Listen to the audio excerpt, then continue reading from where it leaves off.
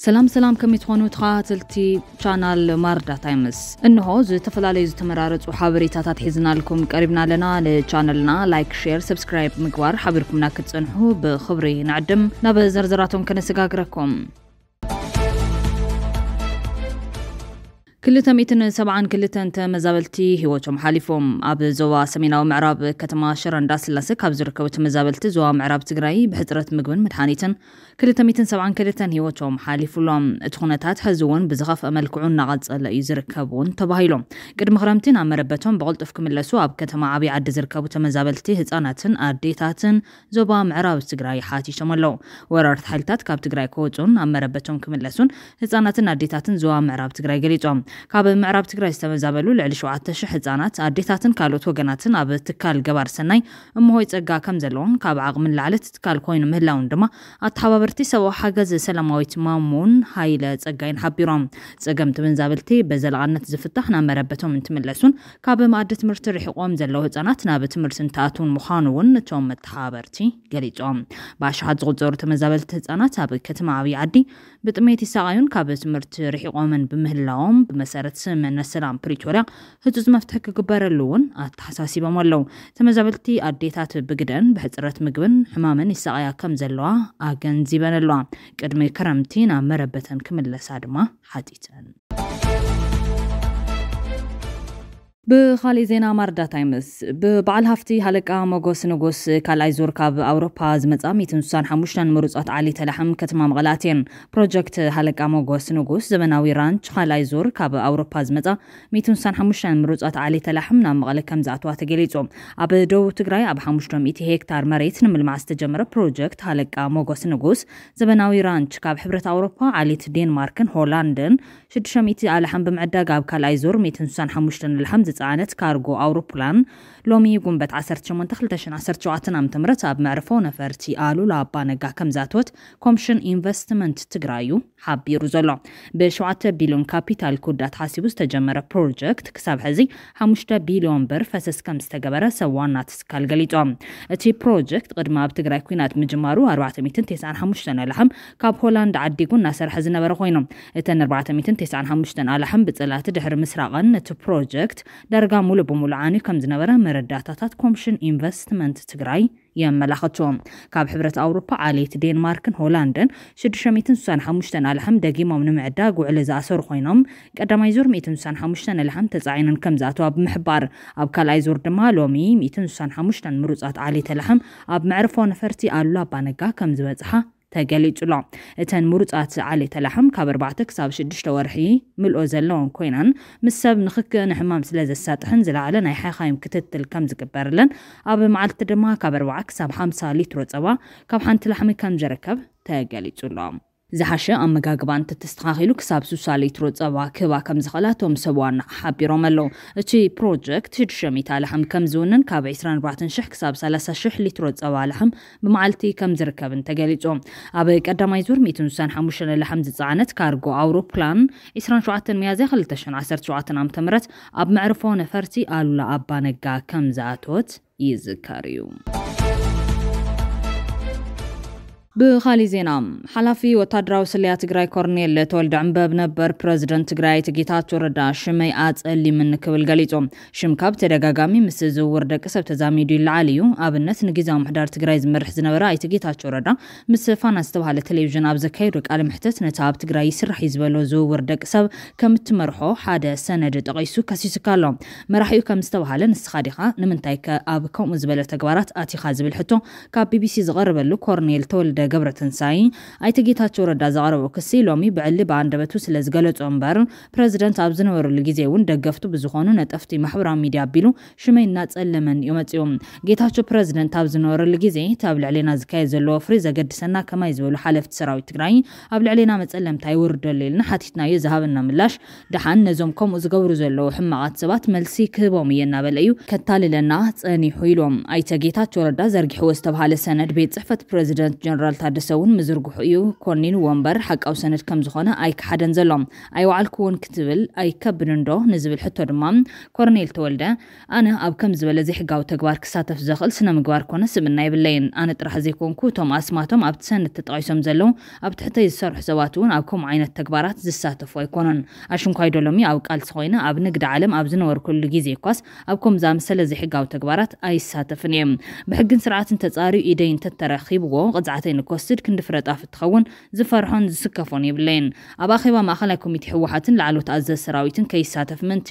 ጌታቸው ረዳ ተወልደ ሕቡኣት ኣብያተ ማእሰርቲ ይመርሕ ኢሉ ክሲ ኣቕሪቡሉ ነይሩ እዮም ኣብቲ ኣኼባቶም ዝጠቐስካዮም ኣብያተ ማእሰርቲ ኣበይ ዘለው እዮም እንመንከ ዝተኣሰሩሉ እዩ ዝብል ሕቶ ምስ ቀረበሉ ናብ ሚድያ ወፂኦም ምዝራበይ ተጋጊአ ኢሉ ኣዊጁ ከም ዝነበረ ኣብቲ ኣኼባ ዝተሳተፉ ዝነበሩ መራሕቲ ሕወሓት ኮነ ኣዘዝ ሰራዊት ይፈልጥዮም ኣነ ዝመርሖ ክፍሊ ካብ ዝተፈላለዩ ከባቢታት ኢትዮጵያ መጽኦም ኣብ ትግራይ ዕጥቂ ብዘይሕጋዊ መንገዲ ዝገዙ ሰባት ምስ ዕጥቆምን ኤግዚቢቶምን ረኺቡ ንፖሊስ ከዓ ንዓ ተረከበና ኢሉ ኣብ ትሕቲ ቀይዲ ዘእተዎም ሰባት ነይሮም ምዞም ገበነኛታት ናይ ጥቕሚ ሽርክና ዝነበሮም ሰባት ሽዑ ጫውጫው ኢሎም ንጌታቸው እውን ናብ ሚድያ ወፂኻ ሕቡእ ቤት ማእሰርቲ ከም ዘሎ ተዛረበልና ኢሎም ሓቲቶሞም ጌታቸው ረዳ ኣብ ሚድያ ቀሪቡ ምስ ተዛረበ እቶም ኣብ ዘይሕጋዊ ናይ ዕጥቂ ንግዲ ዝተሳተፉ ሰባት ንጽባሒቱ ተፈትሖም እቶም ሰባት ተኣሲሮምሉ ዝነበሩ ቤት ማእሰርቲ ግን ቢሮ ፍትሒ ኣብ ዝፈልጦ ዝፍለጥ ቤት ማእሰርቲ እዩ ነይሩ ብምባል ተዛሪቡ እዮም ቢቢሲ ብዛዕባ ተሓቃውነታ ብፕረዚደንት ታደሰ ወረደ ዝተረጋገፀትን ንዓኻን ብጾትካን ተኸሰስቲ ትገብር ሰነድ ትፈልጦ ነገር ኣለ ካዶ ዝብል ሕቶ ዘቕርበሉ ኮይኖም ኮርኔል ተወልደ ኣነ ብዛዕባ ሰነድ ዝርዝር መረዳእታ ስለዘይብለይ ብዙሕ ክዛረብ ኣይክእልን ሓደ ነገር ግን ኣጣሊለ ክነግረካ ኣብ ትግራይ ዝተጠርጠረ ገበነኛ ናብ ቤት ፍርዲ ዝቐርበሉ ናይ ፍትሒ መስርሕ ኣሎ ኣነ ይኹን ካልኦት መሳርሕቲ ክሳብ ሕዚ በዚ መስርሕ እዚ ብዕሊ ዝቐርበልና ክሲ የለን ብምባል እዩ ሓቢሩ ዘሎ ኢትዮጵያ ወደ ባሕሪ ከይረኸበት ኣይትድቅስን ክብል ላዕለዋይ በዓል ስልጣን ሃገር ገሊጾም ኢትዮጵያ ኣብ ጉዳይ ተበጻሕነት ባሕሪ ከም ኣካል ሃገራዊ ረብሓ ትሰርሕላ ክብል ላዕለዋይ በዓል መዚ ኢትዮጵያ ይገሊጹ ዘሎ እቲ በዓል መዚ ነዚ ዝገለጸ ድሕሪ ኢሳያስ ኣፈወርቂ ኣብ መዓልቲ ነጻነት ኢትዮጵያ ብሽንበር ባሕሪ ትተኻትኾኒ ኣላ ምባሉ እዮም ኢትዮጵያ ምስ ጎረባብቲ ሃገራት ምትሕብባር ብምፍጣር ተጠቃምነታ ንምርግጋጽ ጻዕሪ ትገብረላ ዝበለ ኣማኻሪ ሃገራዊ ድሕነት ቀዳማይ ሚኒስትር ዶክተር ቀናይ ኣዴታ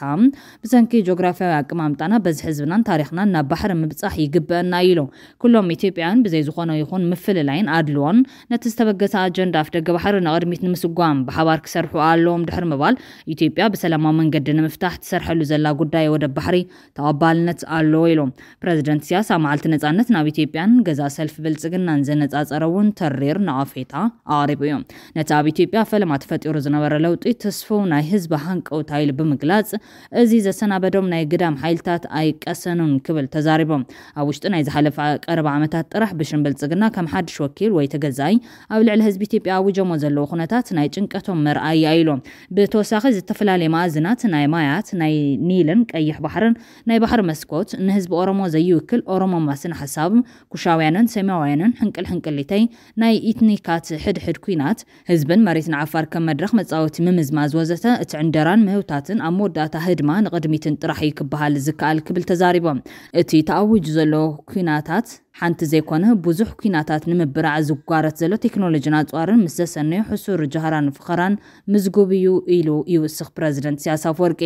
ነተጻብኦ ህዝብን መንግስትን ኤርትራ ዝፈሓዝ ዘሎ ቁልዕን ስውርን ሽርሕታት እውን ዘይፈለጠ የለን እንታይ እቲ መደምደምታ ተበጊሱ ዝነበረ ተስፉ ሃንቀውታ በኒን እዩ ድሕሪ ምባል ህዝቢ ኢትዮጵያ እውን ሕርያታቱ ፈሊጡ ተቃውሞታቱ የበራትዕ ይርአ ምህላው ሓቢሮም መንግስቲ ኤርትራ ነቲ ብቀዳማይ ሚኒስትር ኣብይ ኣሕመድ ኣብ ኢትዮጵያ ዝተጀመረ ተበጊሱ ዝተባሃለ እርማዊ ሪፎርም ዘይተቆጠበ ደገፍ መሃቦም በዚ ተኸሲቱ ዘሎ ሃንደበት ዘጣዕስን ዘሰክፍን የብሉን ኢሎም ኣብይ ኣሕመድ ኣብ ዝቐረባ ዓመታት ሃገሩ መሰል ዋንነት ተጠቃምነት ኣፍ ደገ ባሕሪ ከም ዘሎ ብተደጋጋሚ ምግላጹ ንኤርትራን ሶማልያን ክቆጥዕ ምጽንሑ ይፍለጥ እዮም ክልቲኦም መራሕቲ ኣብ 2018 ነቲ ኣብ መንጎ ክልቲአን ሃገራት ንኣስታት 20 ዓመት ዝነበረ ኩነተ ኩናት ዘኽተመ ስምምዕ ሰላም ምፍራሞም ኣብይ ኣሕመድ ሽልማት ኖቤል ክቕበል ዘኽኣለ ነይሩ እቲ ካብ ዘቤታዊ ሃለዋት ናይ ደገ ጉዳያት ዘገድሶ ተባሂሉ ዝንቀፍ መራሒ ሎሚ እውን ናጽነትና ምሕያልን ምድራዕን ኣገዳሲ ምዃኑ ተዛሪቡሎም ቦይንግ ኣብ መንገዲ ኣየራት ኢትዮጵያን ኢንዶኔዥያን ምስ ዘጋጥሙ ክልተ ሓደጋታት ማክስ 737 ብዝተተሓሓዘ ምስ መንግስቲ ኣሜሪካ ናይ ዘይምክሳስ ስምምዕ ክገብር ምዃኑ ቤት ጽሕፈት ፍትሒ ኣሜሪካ ኣፍሊጦም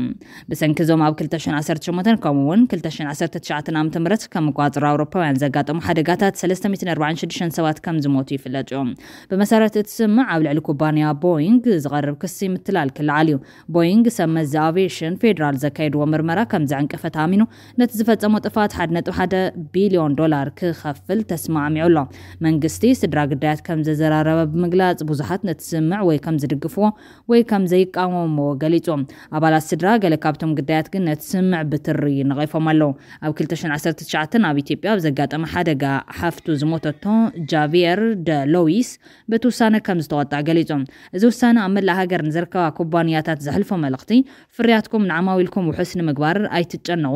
እንተቐቲልኩምዎም እውን ንእሽተይ መቕጻዕቲ ጥራሕ ከፊልኩም ክትቅጽሉ ትኽእሉ ኢኹም ዝብል ኢሎም ንኣዝማድ ግዳያት ዝውክል ጠበቓ ፖል ካሴል እቶም ስድራቤታት ቤት ፍርዲ ነቲ ስምምዕ ንክነጽጎ ከእምኑ ጻዕሪ ክገብሩ እዮም ኢሎም ከምዚ ዓይነት ናይ ዘይምክሳስ ስምምዕ ቅድሚ ሕዚ ተራእዩ ዘይፈልጥን ኣብ ታሪኽ ኣሜሪካ ንዝተፈጸመ ኣዝዩ ቀታሊ ገበን ጌጋ ምዃኑ ርድኡኒ ኢሎም ቦይንግ ብዓርቢ ምሸት ንቢቢሲ ኣብ ዝሃቦ ቃል ዝኾነ ርእይቶ ከም ዘይብሉ ገሊጹ ኣሎ ክፍሊ ፍትሒ ኣሜሪካ እውን ርእይቶ ይሃበን ቤት ጽሕፈት ፍትሒ ብዓርቢ ኣብ ቤት ፍርዲ ኣብ ዘቕረቦ ጸብጻብ ቦይንግ ብፌደራላዊ ምሕዳር ኣቪዬሽን ኣሜሪካ ንዝካየድ ምርመራ ንምዕንቃፍን ንምትእጓልን ውዲት ከም ዝፈጸመ ከም ዝእመንን ልዕሊ 1.1 ቢልዮን ዶላር መቕጻዕቲ ከም ዝኸፍልን ገሊጹ ኣሎ ቦይንግ ኣብ ጸረ ምትላል ስነ ምግባርን ዝኽተሎ መስርሕ ምምሕያሽ ምግባር እውን ክቕጽል ክግደድ እዮም ነፈርቲ ቦይንግ ማክስ 737 ኣብ 2019 ካብ ኣዲስ ኣበባ ወጻኢ ብዝበጽሐ ሓደጋ በረራ መንገዲ ኣየር ኢትዮጵያ ተን ነፈርቲ ንኣስታት 2 ዓመት ብደረጃ ዓለም ከይበራ ተኣጊደን ነይረን ኣብታ ነፋሪት ዝነበሩ 157 ሰባት ድማ ኩሎም ሞይቶም እዮም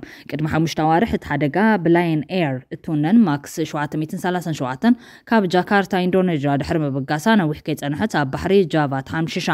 ኣብታ ነፋሪት ዝነበሩ 189 ሰባት ድማ ሞይቶም ክልቲኦም ሓደጋታት ምስ ስሕተት ዘለዎ ስርዓት ምቁጽጻር በረራ ዝተኣሳሰሩ እዮም ኣብ 2021 ኣብ መዛዘሚ መዓልትታት ናይ መጀመርታ ፕረዚደንትነት ትራምፕ ቦይንግ ምስ ኣኽበርቲ ሕጊ ኣብ ስምምዕ በፂሑ እዚ ድማ ን3 ዓመት ካብ ክሲ ዝከላኸለሉ እዮም ኣኽበርቲ ሕጊ ፌደራል ቦይንግ ዝስምዕ ሕግጋት ኣሜሪካ እንትጥሕሱ ንምፍላጥ ዝዓለመ ስርዓትን መደብ ስነ ምግባርን ብዘይምዝርግሑን ተግባራዊ ብዘይምግባሩን ሕጊ ጥሒሱ ኢሎም እቲ ስምዕ ቅድሚ መውድኡ ቅድሚ 2 መዓልቲ ብመንገዲ ኣየር ኣላስካ እትዝወር ዝነበረት 737 ማክስ 9 ዝዓይነታ ነፋሪት ማዕጽዋ ተገንጺሉ ወዲቖም ኣብ ዝሓለፈ ዓመት ቦይንግ መስርሕ ፍርዲ ንምትራፍ ብገበን ምትላል ገበነኛ ምዃኑ ክእመን ተስማዕሚዑ እኳ እንተነበረ ዳኛ ፌደራል ኣብ ዙርያ ትስምዕ ዘለዎ ስጋትን ክፍተት ሕግን ብምጥቃስ ነጺግዎ እዩ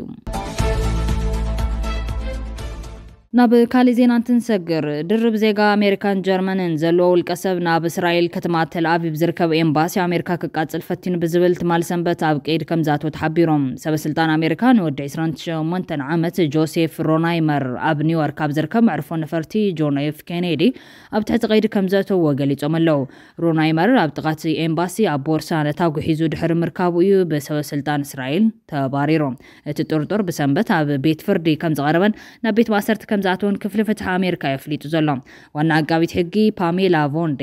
ተኸሳሲ ኣብ እስራኤል ዝርከብ ኤምባሲና ኢላማ ብምግባር ዕናዊ መጥቃዕቲ ብምውጣን ከምኡውን ንኣሜሪካውያን ብሞት ምፍራሕን ንህይወት ፕረዚደንት ትራምፕ ስጋት ብምፍጣርን ተኸሲሱሎ ኢላ እዚ ተጠርጣሪ ተኣሲሩ ዘሎ ሓደ ካልእ ዕጡቕ ኣብ ዋሽንግተን ዲሲ ኣብ ዝርከብ ቤተ መዘክር ኣይሁድ ክልተ ኣባላት ኤምባሲ እስራኤል ካብ ዝቕተሉ ድሕሪ ሒደት መዓልትታት እዮም ሮናይመር ኣብ ወርሒ ሚያዝያ ናብ እስራኤል ከም ዝኣተወን ብ19 ጉንበት ጸሊም ሕብሪ ዘለዎ ቦርሳ ሒዙ ናብታ ኣብ ተል ኣቪቭ ዝርከብ ኤምባሲ ኣሜሪካ ከም ዘምርሐን ሰበስልጣን ፌደራል ይዛረቦም እቲ ወዲ 28 ዓመት መንእሰይ ብእግሩ እናተጓዓዘን ከሎ ኣብ ልዕሊ ሓደ ሓላውቲ ኤምባሲ ጡፍ ከም ዝበለ ተሓቢሮም ሽዑ ተሓላዊ ክሕዙ ኣብ ዝፈተነሉ እዋን ሮማየር ሓዊ ክፈጥር ዝኽእል ባእታ ዝሓዘ ጥርሙዝ ኣብ ቦርሳ ገዲፉ ከም ዝኸደ ይግለጽ እዚ ድማ ሓውን ምውላዕ ዝዓለመ ብተቓጻሊ ፈሳሲ ዝተሰርሐ ኣናእሽቱ ቦምባታት እዮም ድሒሩ ፖሊስ ኣብ ሆቴል ረኺቡ ኣብ ቀይዲ ከም ዘእተወ ክፍሊ ፍትሒ ኣሜሪካ ይገሊጾም ኣብ ማሕበራዊ መራኸቢታት ድማ ኣብ ተል ኣቪቭ ዝርከብ ኤምባሲ ከቃጽሎ ምዃኑ ከም ዝሓበረን ሞት ንኣሜሪካውያን ከም ዝተመነየን ሰበስልጣን ሃገር ተዛሪቦም ሮማየር ኣብ ካሊእ ምስኡ ምትእሳር ኣለዎ ተባሂሉ ኣብ ዝእመነሉ أكاونت محبرة مرخبي أبزرق حصحفاتون ترامب كقاتلهم خانو أفرار إيلام روماير بسنبتنا أمريكا بستملسلو بغطت أيو تحت قيدات يوم بتقاريو لزلك سدما أنت بزحن 10 عامت باسرتي كم زتصبيو يقلت الله زحالف ربع يارون ليشانسكين سارا لين ميلغريمين استوحلوا مناسيات سرحتنياتات إمباسي أمريكا واشنطن دي سي بزركب بيت مذكر أيهود بطيت مغتالهم زذكاريو التطرطر ود 3 عامت إلياس رودريغاز كاب شيكاغو مخانون نتوم متعمدي بطيت دحر مغتالو ناصا فلسطينيلو كم زجدرن بوليس حابيرو يوم كبراتن كبرانن بيتسب ماردا تايمز نساعت زواردنا يوم حابريتاتات الساعات أبزغن بيتنام سناي مكتالكم كبرتي هابلنا أبزغتل بخالو تحادش حابريتاتات كنراخبنا نچانلنا لايك شير سبسكرايب مقوار بيتسبنا كتخونو بخبرنا عدم سناي قزام